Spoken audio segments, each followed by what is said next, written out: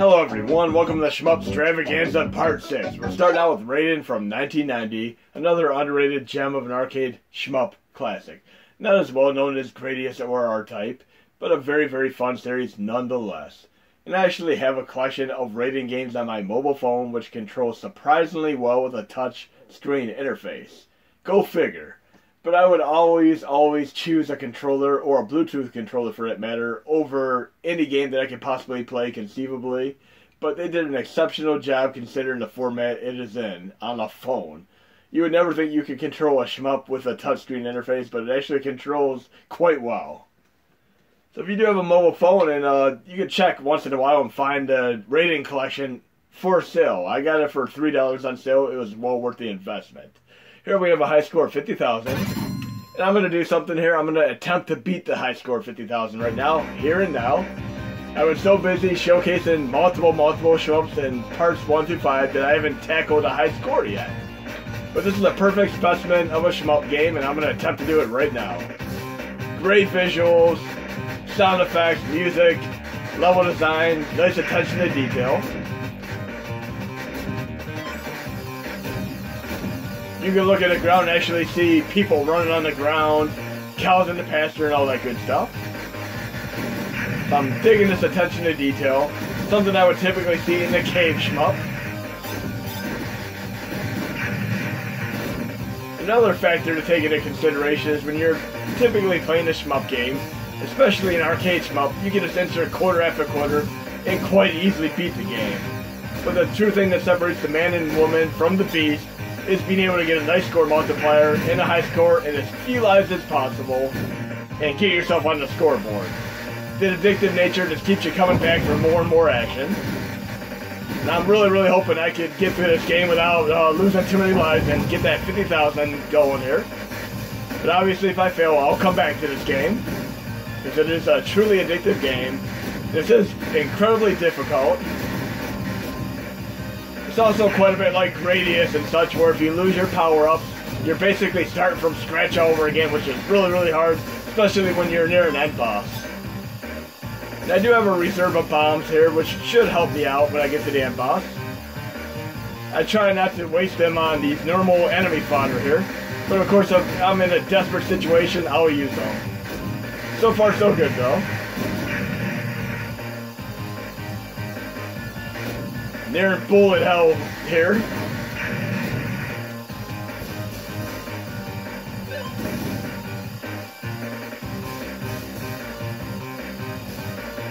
Focus.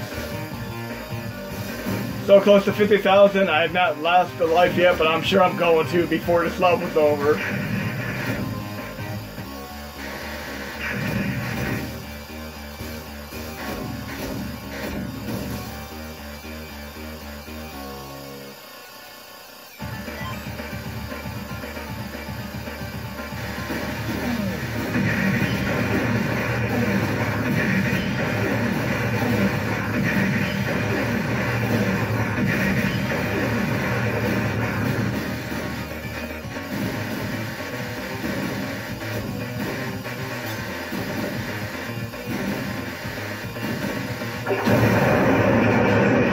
Well, I made it past 50,000 before I died, so I did a great job there. I'm gonna kill my lives off right now and get my high score.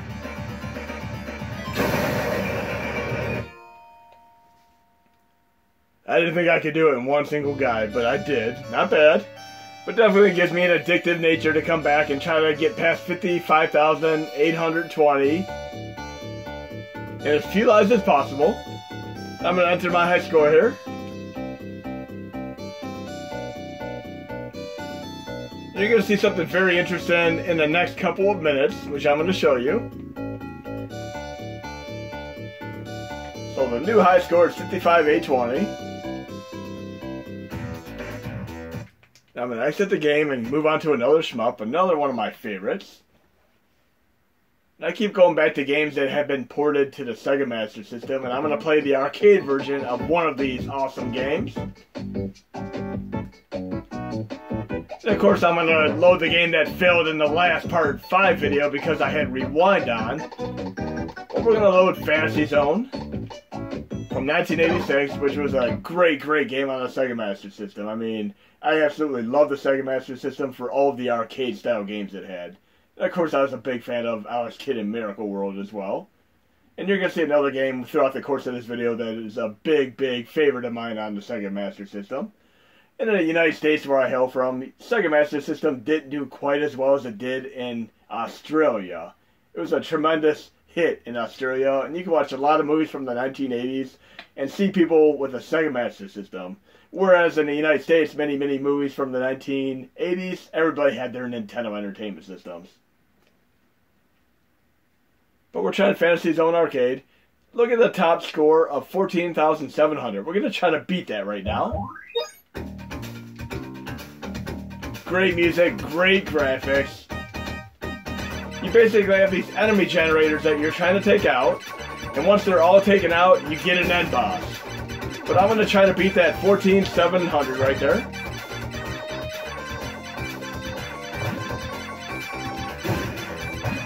If you ever want to put a song in somebody's head, just start humming this tune to somebody who's ever heard it before. This and Space Harrier will be in their head all day long. And they did a great reboot of this game on the 3DS. I mean, that 3D version of this is exceptional. They did some nice tweaks to it. But there are quite a few Fantasy Zone games. There's even one on the Sega Genesis / Mega Drive called Super Fantasy Zone. And of course there's an unreleased TurboGrafx CD game called Space Fantasy Zone, which I've played in a couple of my previous videos. Oh no. I'm trying to beat my 14,700 right there. I think I can pull it off. And of course you can get money and use it to buy power-ups and such to make the game a little bit easier. Some nice upgrades and weapons. Make your little Opa ship go faster and such.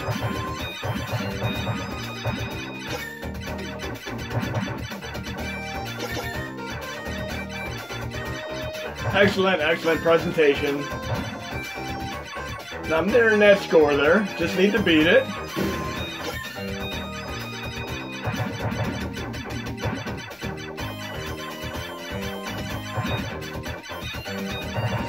I'm about to beat it.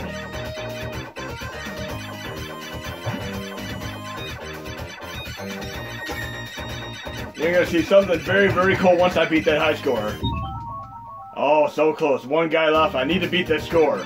Just 400 points. Don't fail me. I have the new high score of 15,000 right now. I'm going to die intentionally. Then I'm going to enter the high score.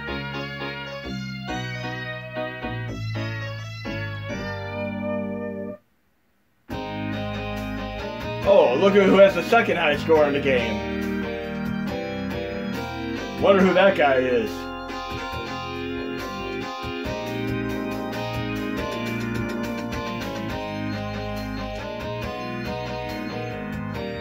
Okay, now what I'm going to do now is actually exit the game. And I'm going to reload it and see what happens with the top high score of 15,100.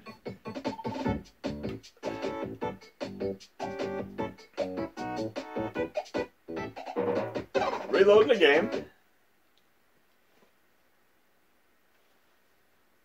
Now this is going to be a new feature that is going to be released in my next update that you're going to be able to enjoy. You're going to be able to have a competitive nature with your friends, loved ones, and so on. And try to see who can have the higher score and have your own little scoreboard. And I'm going to do a whole video about how this works and how to set it up. But right now, look at the top of the screen here. It should say 15,100, which is my top high score from just running this game a minute ago. I can power off the system and turn it back on, and the high score is retained, which is an incredibly awesome update. Thanks to Mark W. Kidd, who did a great job on the PC front, and B.S. Lenoble on the NES, SNES side to help out with the save of the high scores. But 15,100, and it's still there. Awesome. You'll be able to enjoy this in the next update, and I'll do a whole video catered to how to set this up so you can enjoy it for yourself. But I have 2 high scores beaten right now. I'm going to move on to another great shmup game made by, I believe Capcom made this.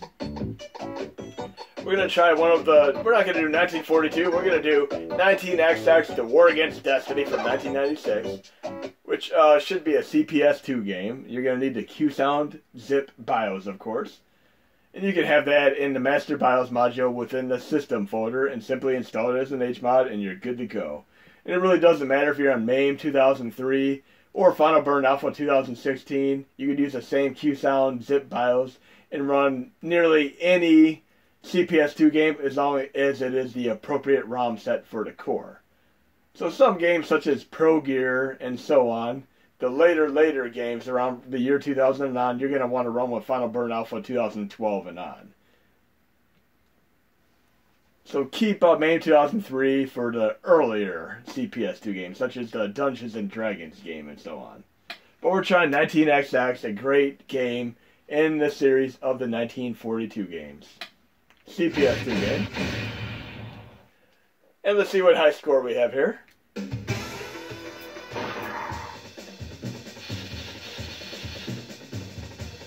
It's all about high scores today. 117, 400. Let's see if I can do this. A lot of crazy, frenetic on-screen action going on here.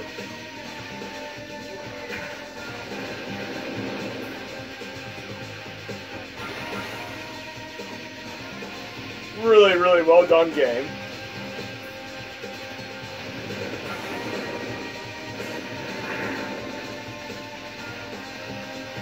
I don't think I'm going to be able to get by with just 1 life in this. I'm probably going to lose most of my lives in this one. But I have a few bombs to work with here.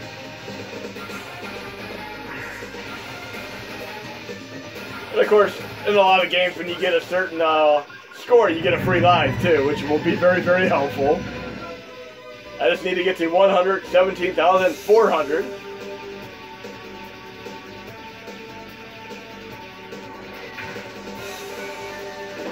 I played Radiant Silvergun and Ikaruga, some bullet hell shooter, so I might be able to pull this off.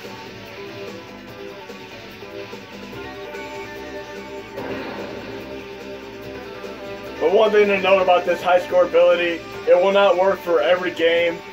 So you just have to try for yourself, and you'll see some games will not work with it, but a majority of the games that I've been testing have saved the high scores just fine.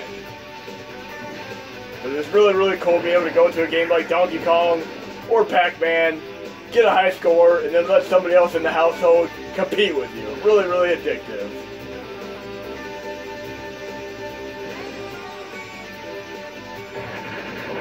Throw a bomb or two here to end this little battle.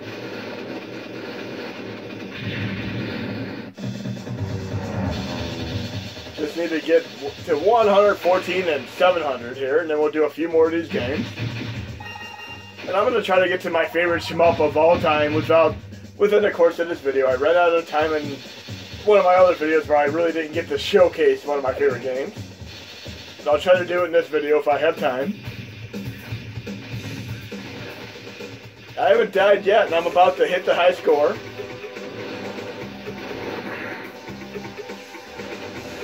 And I have the high score right now. I'll throw a few bombs here and try to get as high as I can. Then I'm just gonna commit kamikaze suicide here. So I just want to get another high score on the board here.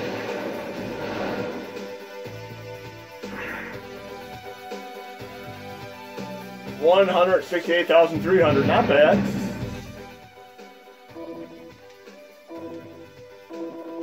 Let the timer run out, and then I'm going to put my initials in.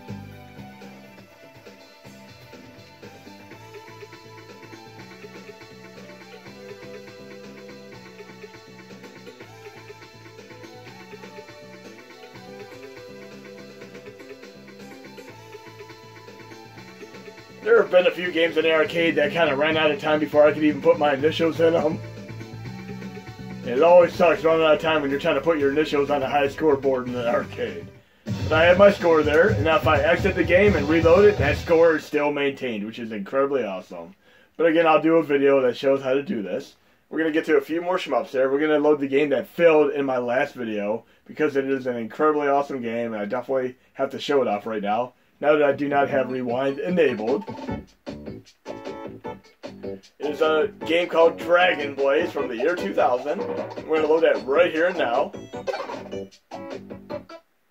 This is an exceptional game, well worth your time.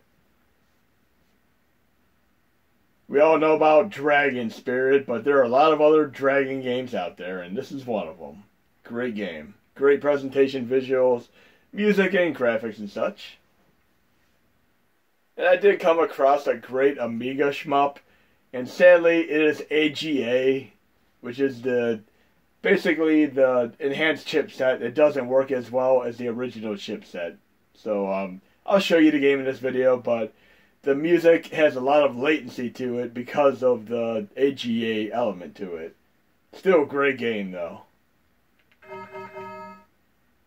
We've seen this company in a couple of my other videos, but we're playing Dragon Blaze, which failed in my previous video. But look at these visuals, these are incredible.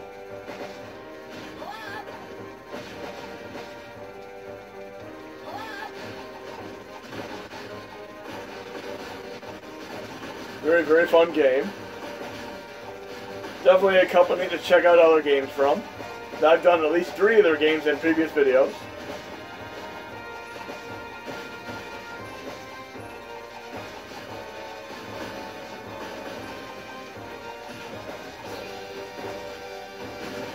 This is Dragon Blaze, really, really cool. We're going to move on to another game there. I'm loving the graphics, the music, the gameplay. I'm definitely going to be coming back to this one.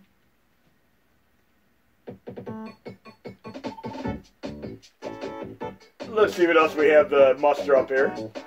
And I can do literally an entire video based on just simply TurboGrafx 16 games. I mean, there's literally over 100 of them on the TurboGrafx 16 alone.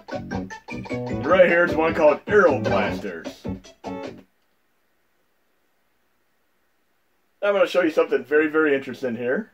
Something that I added in one of my last updates, within the last 2 updates alone. I'm just going to start this game normally here.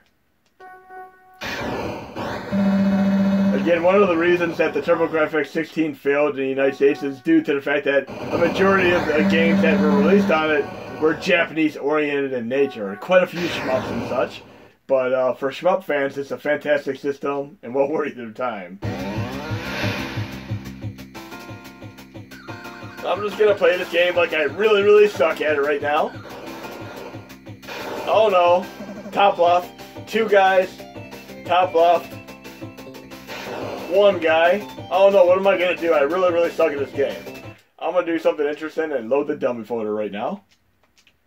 Because if you go into my extras and perm cheats folder, you could actually patch games, TurboGrafx 16 games in particular, to have permanent cheats enabled. And I did this with Aero Blasters. And I'm going to load it with the same core right now.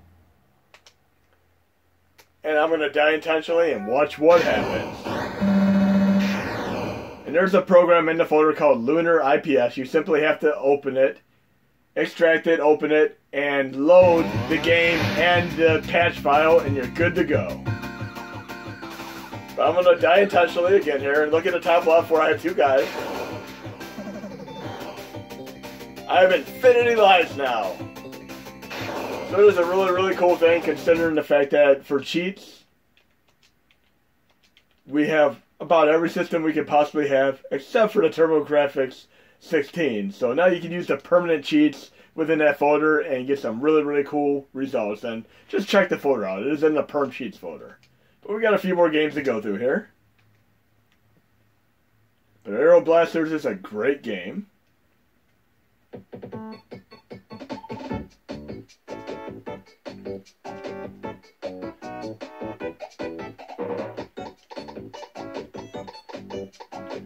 Here we have Platypus, an underrated gem on the PSP.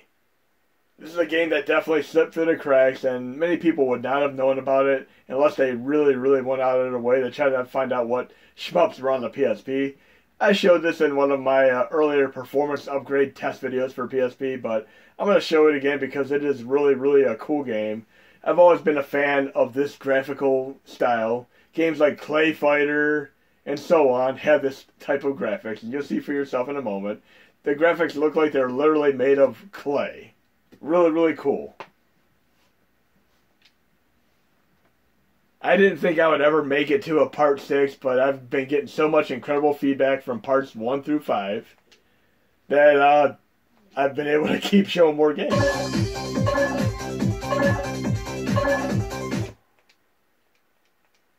But I love the graphics here. I'm going to options right here.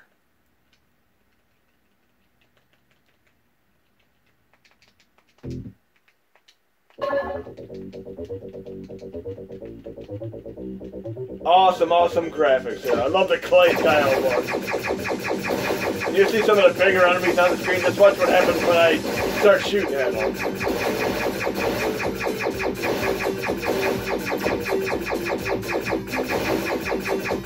And I've gotten this game for only $1 on my PSP and on my Vita. And of course, it's also on PS3. Right there, look at this green enemy right here. Watch what happens when I shoot it. It actually breaks apart. Really, really cool effect there. And I'm sucking at this game right now.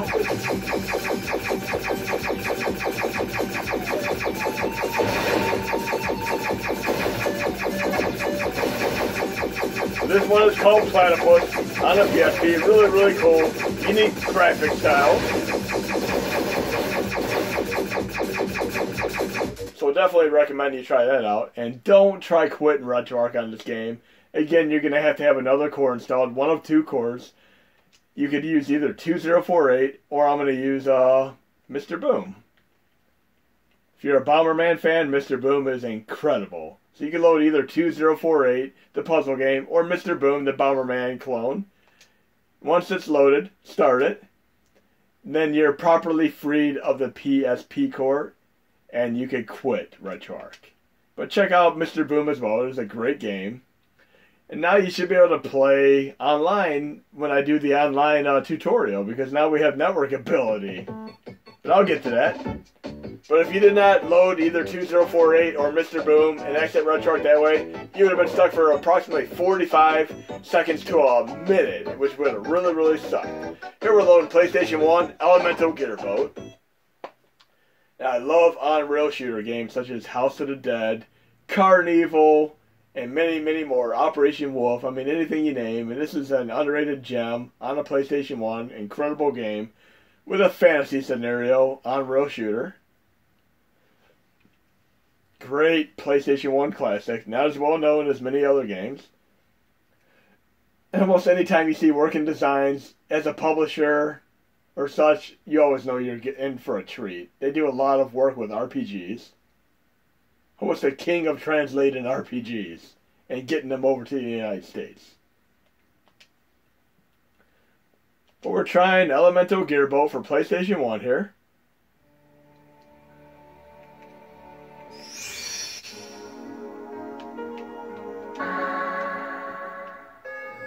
And I still play my Wii because there are quite a few of on-rail shooters on that system, including the great Sin and Punishment.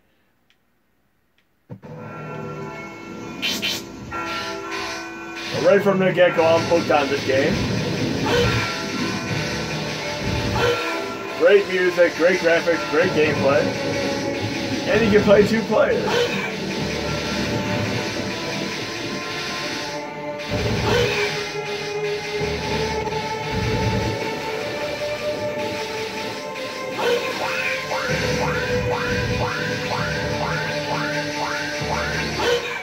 And I lost already. Pretty bad there. But that is Elemental Gearboat. Always been a favorite of mine.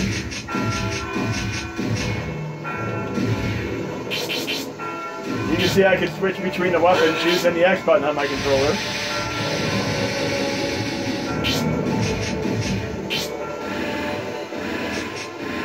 And of course, I'm a big fan of the Die Hard Trilogy game on PlayStation 1 as well. I love that you have an overhead stage, which is a little bit like Zombies Ate My Neighbors. Then, of course, you have the driving stages, and of course, the stages like this, which are really, really awesome.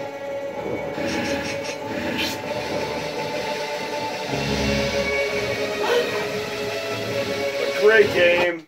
Definitely try it 2 players. We got a couple more games to do throughout the course of this video.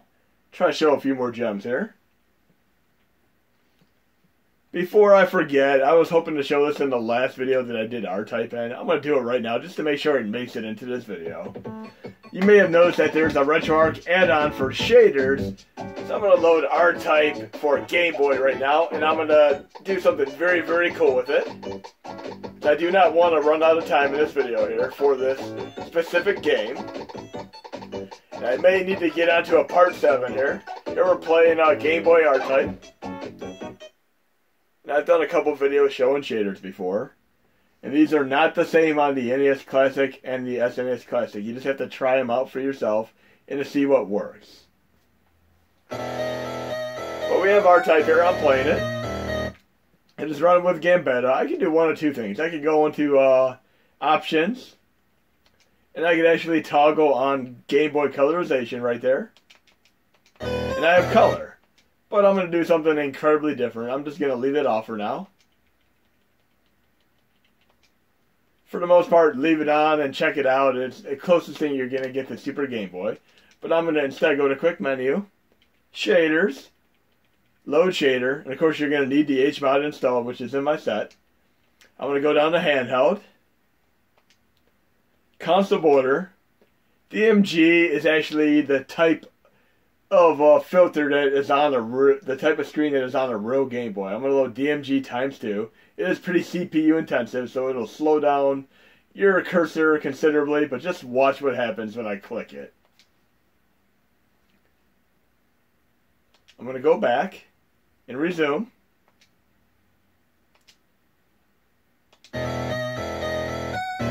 How awesome is this?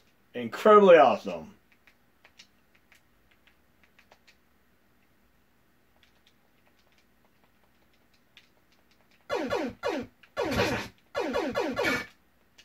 And I lost the music, so I'm going to do a quick restart here.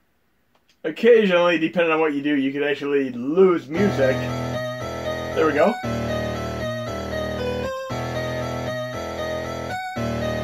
It's just a random thing that can happen anytime, no matter what you do. But look how awesome this is.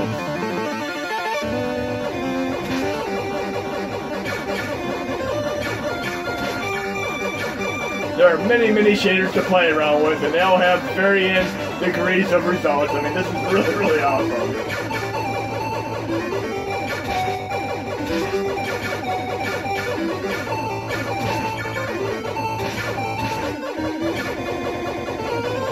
Very, very fun to play like this.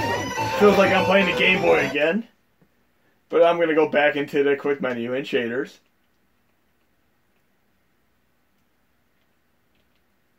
Notice how it's a little bit slower. I'm going to load the shader preset. This time I'm going to go to another shader that I really, really like, that I've always been a fan of on PC. I'm going to load XL right up here.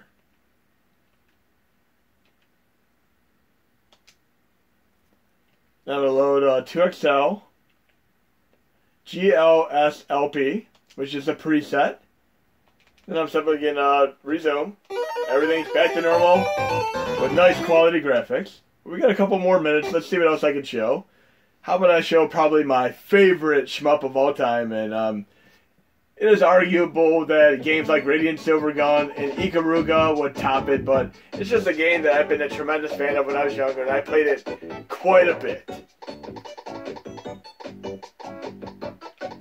We have time for one other one, though, while we're here. Why not? We'll do Twinkle Star Sprites. I should be able to get my favorite game in here at the tail end of this. I love genre mashup games, and this is actually a little bit of things such as Super Street Fighter Puzzle crossed over with a shmup style game. You can do 2-player shmup against each other, which is really cool. Definitely something different that you have not seen before. I mean, Dr. Mario 2-player is like this, Tetris 2-player for Tensions a little bit like this, but here we're doing it with a shmup feel, and it's really, really cool. This is a Neo Geo game.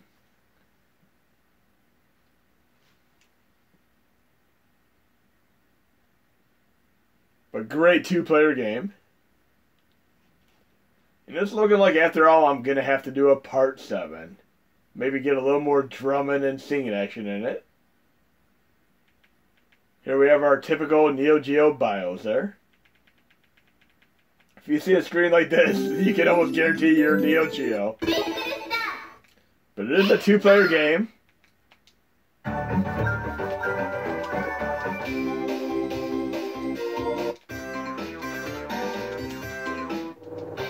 But you know what's on the right? Whatever I shoot on the left will actually affect what's on the right. Just watch.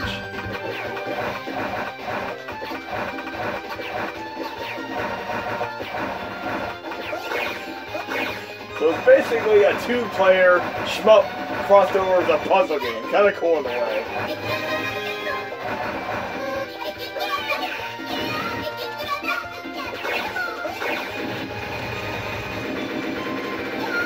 Very, very interesting game.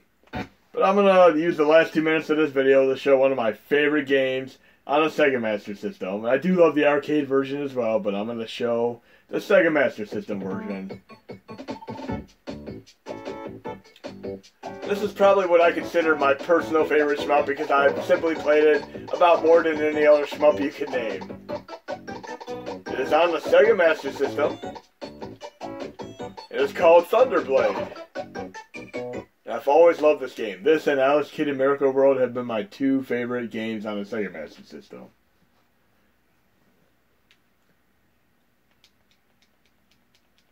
Let's check this out for a moment here.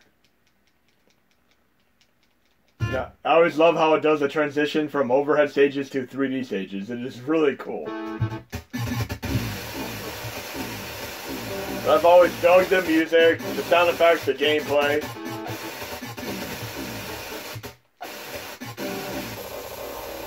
And I'm failing miserably here. Maybe I'll get lucky and be able to make it to the 3D stage before this video is over.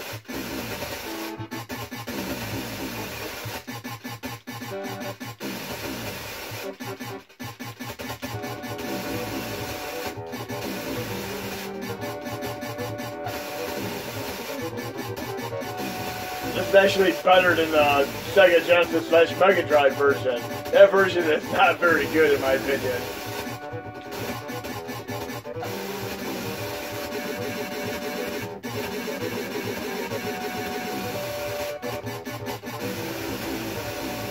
But if I get lucky, I'll be able to show you the 3D stage before this video ends. I'm nearing the end of this video.